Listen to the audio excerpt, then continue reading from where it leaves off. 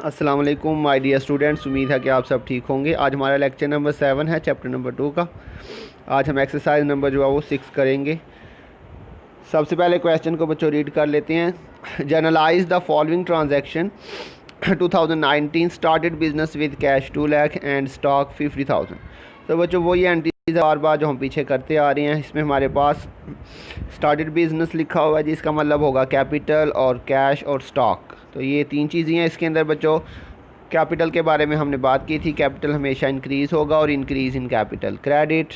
और जब भी बिज़नेस स्टार्ट करेंगे जो भी एसेट आएगा उसमें क्या होगा बच्चों, इंक्रीज़ होगा। कैश और स्टॉक एसेट है, बिज़नेस स्टार्ट कर रहे हैं तो इन दोनों में इजाफा होगा और इंक्रीज़ इन एसेट जो है वो डेबिट हो जाएंगी। तो एंट्री बच्चों आपकी क्या बन जाएगी, सबसे पहले उसकी डेट लिख लेते हैं। कैश अकाउंट आपका डेबिट हो जाएगा बच्चों 2 लाख से, और उसके बाद जो है वो स्टॉक अकाउंट जो है वो 50,000 से डेबिट हो जाएगा, और कैपिटल अकाउंट जो है वो फुल अमाउंट के साथ 2,50,000 से क्रेडिट हो जाएगा। नरेशन आ जाएगी स्टार्टेड बिजनेस। उसके बाद बच्चों नेक्स्ट है जी परचेज गुड्स ऑन क्रेडिट 80,000। ये बच्चों इसमें जो है वो नेक्स्ट जो लिखा हुआ है टर्म टू 10 नेट 30, इसको हम क्या पढ़ेंगे, टर्म टू 10 नेट 30। क्या मतलब है इसका बच्चों, तो ये लिखा हुआ है इसका मतलब दो, ये जो सबसे पहले स्टार्ट में 2 लिखा हुआ है इसका मतलब होगा 2% डिस्काउंट। इसके साथ परसेंटेज नहीं लिखी हुई, लेकिन इसका मतलब याद रखिएगा जब भी इस तरह से ये लिखा हो 2 10 नेट 30, तो जो सबसे पहले वैल्यू दी होगी वो आपकी डिस्काउंट की वैल्यू होगी, 2% डिस्काउंट।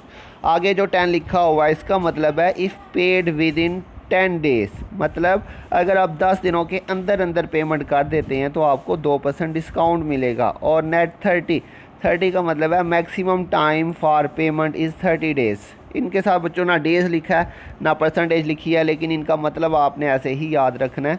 जो सबसे पहली वैल्यू है वो डिस्काउंट होता है, उसके बाद जो सेकंड नंबर पे होता है वो हमें टाइम पीरियड दिया होता है। अगर आप इतने टाइम में पेमेंट कर दें तो आपको 2% डिस्काउंट मिलेगा, और मैक्सिमम जो आपने पेमेंट करनी है वो आपने 30 डेज़ के अंदर पेमेंट हर सूरत में करनी है। क्लियर हो गया बच्चों। तो 2% discount if paid with in 10 days and maximum time for payment is 30 days, ये अब आपने याद रखना है।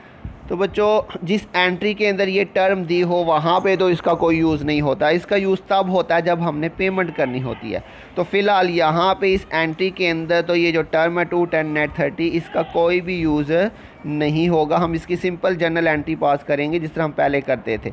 तो परचेज़ गुड्स ऑन क्रेडिट, जी बच्चों उधार पे चीज़ ख़रीद रहे हैं, हमने बात की थी जब उधार पे चीज़ ख़रीदेंगे तो जिससे उधार पे चीज़ खरीदी जाती है उसे हम क्या कहते हैं, क्रेडिटर कहते हैं, अकाउंट पेबल कहते हैं। जिससे उधार पे चीज़ खरीदे वो हमारा क्रेडिटर या अकाउंट पेबल होता है। तो परचेज गुड्स हमारा एक्सपेंस है बच्चों, एक्सपेंस हमेशा इंक्रीज़ होगा और इंक्रीज़ इन एक्सपेंस डेबिट, और क्रेडिटर जो है अकाउंट पेबल जो है वो हमारी लाइबिलिटी। और जब भी उधार पे चीज़ खरीदेंगे तो हमारी लाइबिलिटी में, हमारे कर्जे में भी इजाफा होगा। और लाइबिलिटी का क्या रूल था बच्चों, increase in liability credit. Clear हो गया।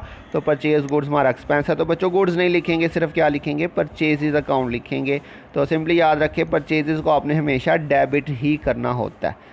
परचेज़ हमने की बच्चों 80,000 की, और अकाउंट पेबल जो है वो क्रेडिट हो जाएगा। नाम नहीं दिया हुआ उसने, हमने अकाउंट पेबल लिख लिया सिंपली।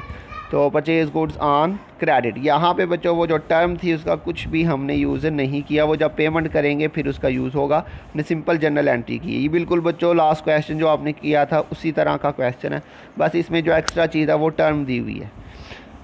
उसके बाद बच्चों नेक्स्ट है सोल्ड गुड्स ऑन अकाउंट 90,000, और इसमें टर्म दिया 3 10 नेट 30। तो सेम ऊपर वाले की तरह 3% डिस्काउंट मिलेगा अगर आप 10 दिनों में पेमेंट करें, और मैक्सिमम आपने 30 डेज़ में पेमेंट करनी है, लेकिन यहाँ पर इसका कुछ भी नहीं करेंगे फ़िलहाल। तो सोल्ड गुड्स ऑन अकाउंट, जी बच्चों सोल्ड गुड्स हमारी इनकम है, इनकम हमेशा इंक्रीज़ होगी और इंक्रीज़ इन इनकम क्रेडिट होती है बच्चों। और ऑन अकाउंट उधार पे हम जिसको चीज़ सेल करें वो हमारा अकाउंट रिसीवेबल होता है या डेटर होता है। जिसको उधार पे चीज़ सेल करें वो हमारा अकाउंट रिसीवेबल या डेटर होता है बच्चों।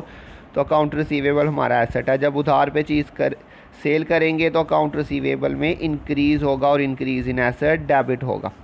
तो इसकी सिंपल जनरल एंट्री पास करते हैं बच्चों। सिंपली याद रखें सेल हमेशा क्रेडिट होगी, परचेज़ हमेशा डेबिट होती है। तो अकाउंट रिसीवेबल बच्चों आपका डेबिट हो जाएगा 90,000 से, और सेल अकाउंट आपका क्रेडिट हो जाएगा 90,000 से। सोल्ड गुड्स ऑन क्रेडिट, ये हमारी सेल की एंट्री हो गई बच्चों। तो उसके बाद नेक्स्ट है बच्चों परचेज़ गुड्स फ्रॉम बिलाल। तो बच्चों ये भी हमारी क्रेडिट पे जो है वो परचेज़ हो रही है। कैसे पता चला, इसमें बच्चों मैंने आपको दो पहचान बताई थी, एक तो ऑन क्रेडिट ऑन अकाउंट लिखा हो तो वो तो बिल्कुल वाज़ेह होगा। दूसरा बच्चों अगर नाम दिया हो लेकिन जो है वो कैश ना लिखा हो उस ट्रांजैक्शन में, तो वो भी बच्चों हमारी क्रेडिट ट्रांजैक्शन होती है। तो इसमें भी परचेज गुड्स हमारा एक्सपेंस इंक्रीज़ होता है और इंक्रीज़ इन एक्सपेंस डेबिट होगा। और बिलाल जो है वो हमारा यहाँ पे क्रेडिटर होगा, अकाउंट पेबल होगा, क्योंकि जिससे उधार पे चीज़ ख़रीदे वो हमारा अकाउंट पेबल होता है। तो उधार पे जब चीज़ ख़रीदेंगे तो हमारी लाइबिलिटी में भी इजाफा होगा और इंक्रीज़ इन लाइबिलिटी क्रेडिट हो जाएगी। परचेजेस बच्चों डेबिट होगा इसमें और अकाउंट पेबल जो है वो बिलाल क्रेडिट हो जाएगा। एंट्री आपकी बन जाएगी बच्चों परचेजेस अकाउंट डेबिट और अकाउंट पेबल बिलाल अकाउंट जो है वो क्रेडिट हो जाएगा, परचेज गुड्स ऑन क्रेडिट। अब बच्चों जो हमने टर्म्स ऊपर डिस्कस की थी वो वाली एंट्रीज आ गई हैं। ऊपर वाला क्वेश्चन तो इसका बिल्कुल सिंपल था। अब ज़रा आपने ध्यान से देखना बच्चों, पेड कैश टू क्रेडिटर, उसने बताया कि हमने क्रेडिटर को कैश पे कर दिया, लेकिन कितना कैश पे किया वो उसने नहीं बताया। तो बच्चों क्रेडिटर है कौन सा हमारा, ये थर्ड एंट्री में देखें हमने उधार पे चीज़ ख़रीदी थी, ये वाली बच्चों देखें ऑन क्रेडिट हमने उधार पे चीज़ ख़रीदी थी यहाँ पे, तो इसमें हमारा क्रेडिटर आ रहा था।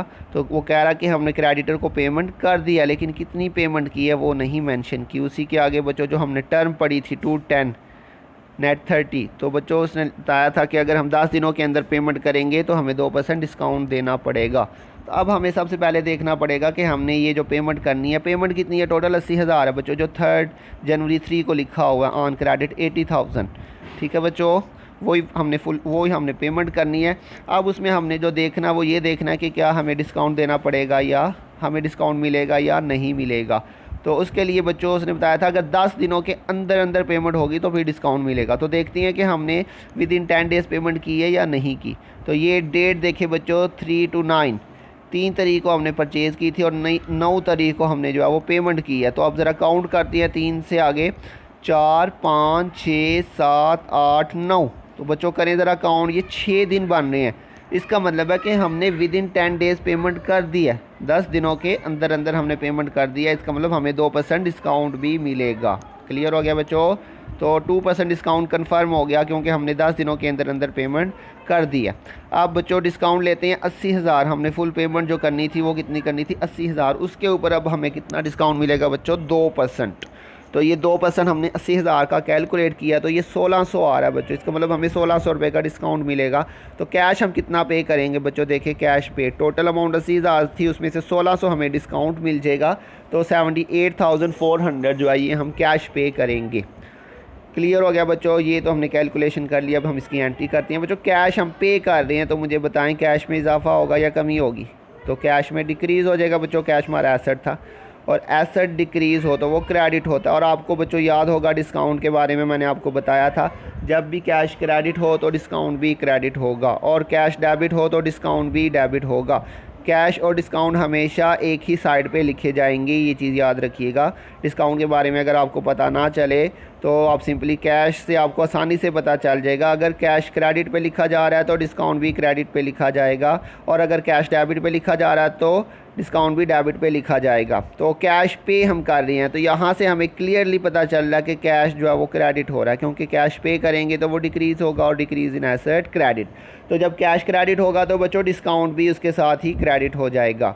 और डेबिट क्या हो जाएगा बच्चों, अकाउंट पेबल, जिसको हमने पैसे देने थे, जो हमारी लाइबिलिटी थी, जो हमने लास्ट एंट्री में क्रेडिट किया था अकाउंट पेबल 80,000 से जनवरी 3 को।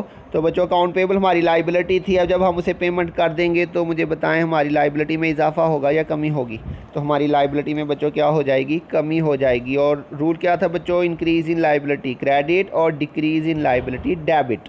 अब लाइबिलिटी बच्चों हमारी डिक्रीज़ होगी तो डिक्रीज़ इन लाइबिलिटी डेबिट हो जाएगी। तो अकाउंट पेबल हमारा बच्चों क्या हो जाएगा, डेबिट हो जाएगा। एंट्री आपकी बन जाएगी जनवरी 9 को अकाउंट पेबल डेबिट 80,000 से, ये फुल अमाउंट से डेबिट होगा। और कैश क्रेडिट जो भी हमने कैलकुलेट किया था 78,400 से, और डिस्काउंट रिसीव भी क्रेडिट हो जाएगा 1600 से। जी बच्चों डिस्काउंट जब क्रेडिट पे आएगा तो हम उसके साथ रिसीव लिख लेते हैं और जब डेबिट पे आए तो हम उसके साथ डिस्काउंट अलाउड लिखते हैं। तो कैश क्रेडिट था इसलिए डिस्काउंट को भी हमने इसके साथ ही क्रेडिट कर दिया। और अकाउंट पेबल हमारी लाइबिलिटी थी, उसमें कमी हो गई और डिक्रीज़ इन लाइबिलिटी डेबिट हो जाता है। रिलेशन आ जाएगी cash paid and discount received. इसी तरह से बच्चों कैश रिसीव फ्रॉम डेटर, ये कौन सी एंट्री थी बच्चों, ये देखें जी जनवरी 8 को हमने सोल्ड गुड्स ऑन अकाउंट किया था, उधार पे हमने चीज़ें सेल की थी 90,000 रुपये की।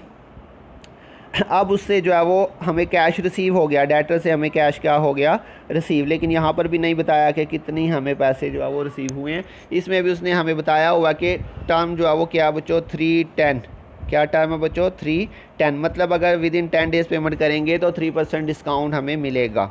तो अब हम देखते हैं सबसे पहले कि हमने विद इन 10 डेज़ पेमेंट की है या नहीं की। तो देखिए ज़रा बच्चों जनवरी 8 से जनवरी 12 तक, 8 से बच्चों 9, 10, 11, 12, 4 दिन भरने, इसका मतलब हमने 4 दिनों के अंदर ही पेमेंट कर दिया, तो मतलब हमें 3% डिस्काउंट मिलेगा।